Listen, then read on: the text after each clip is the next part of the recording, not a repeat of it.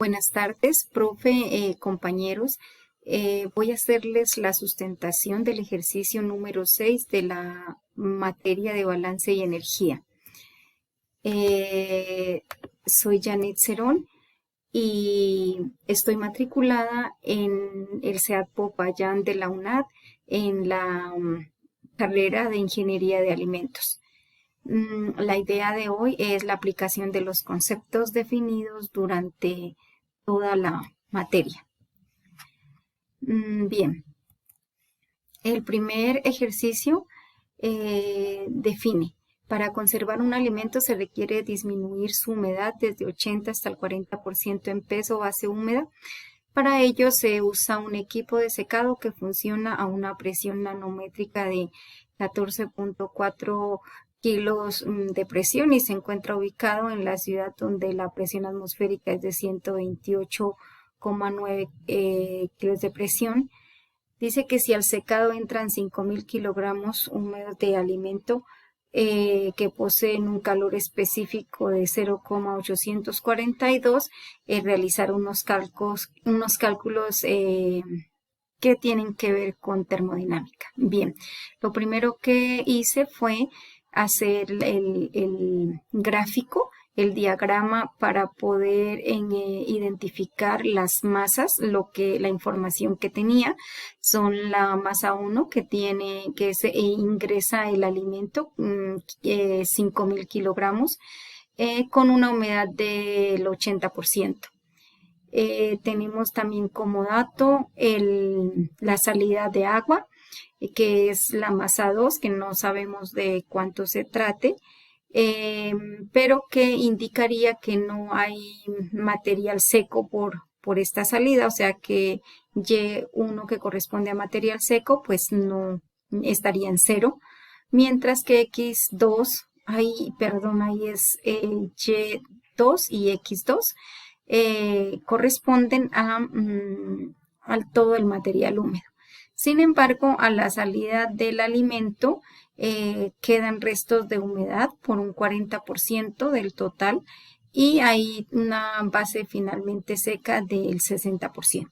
No tenemos la masa total y define que la presión es de 14.4 y el calor específico de 0.842. Bien.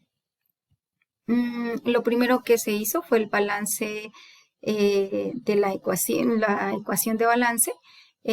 Pues primero la general, que dice que por el principio de conservación de materia, pues la masa 1 es igual a la suma de las masas en las cuales pues se puede distribuir el producto o el alimento que se va a transformar.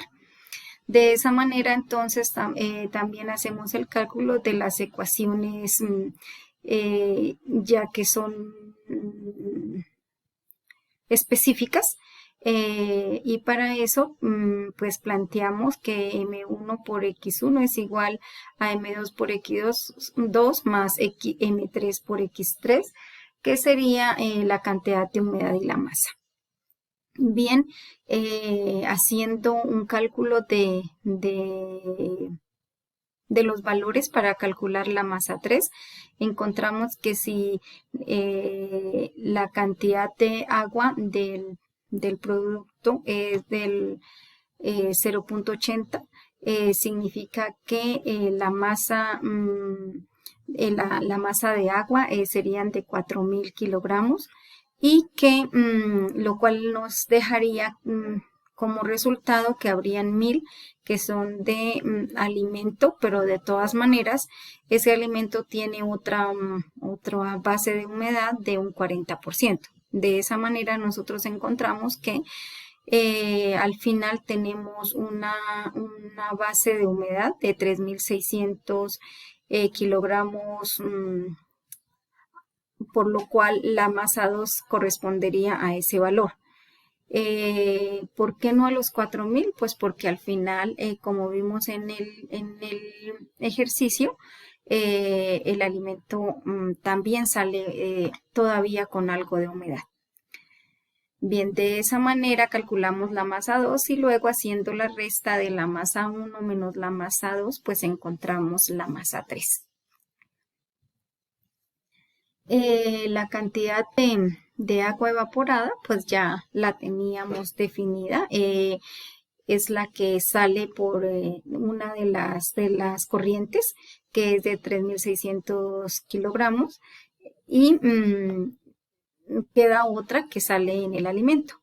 La temperatura a la que se evapora el agua, pues se utilizan, bueno, las fórmulas de evaluación de presión y finalmente terminamos identificando cuál es la temperatura utilizada para que el alimento pues se eleve su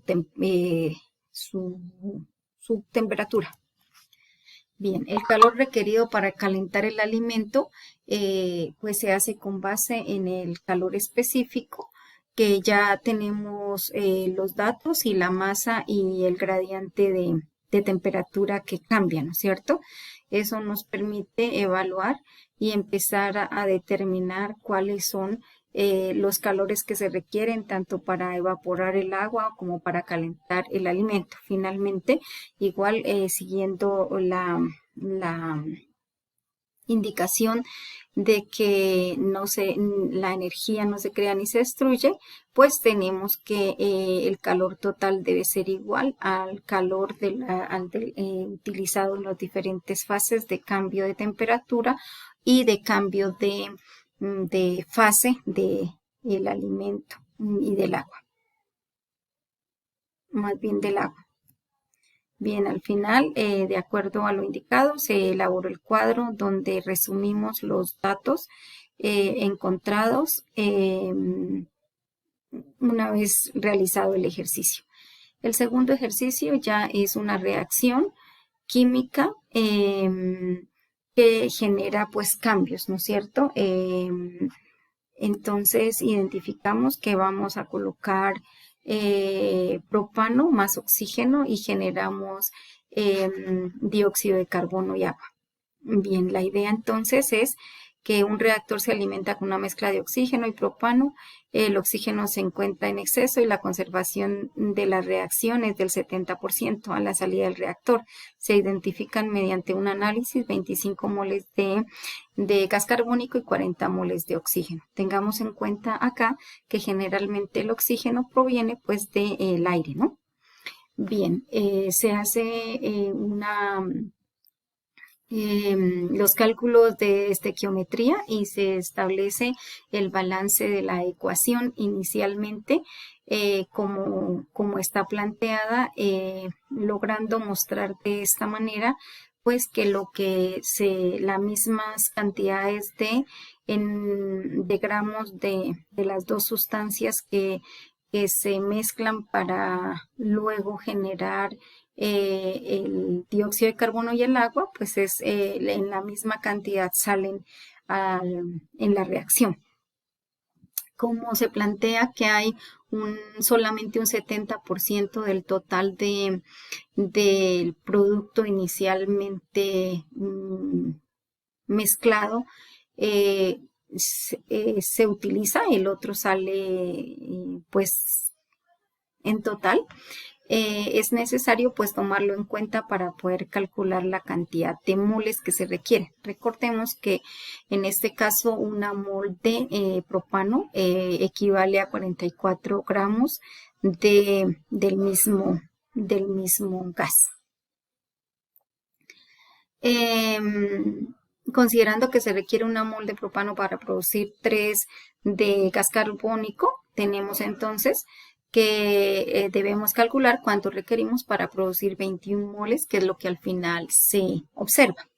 Entonces hacemos los cálculos utilizando pues reglas de 3 y teniendo en cuenta que un 70% del producto pues no se usa,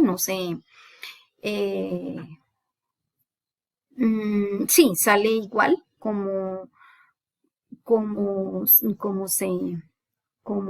ingresó y que además hay un exceso de oxígeno. Entonces empezamos a hacer los cálculos y identificamos que se requieren 10 moles de metano y de oxígeno para poder generar la cantidad de dióxido de carbono y agua que se requiere, que se identifica al final de la reacción.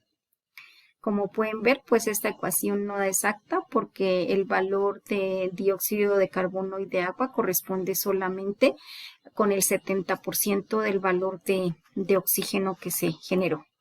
Bien, con esos datos pues ya calculamos básicamente a qué correspondió el exceso de oxígeno y cuántas moles se requirieron para generar la reacción. Compañeros y profe, muchas gracias. Este es como mi sustentación del ejercicio. Adiós.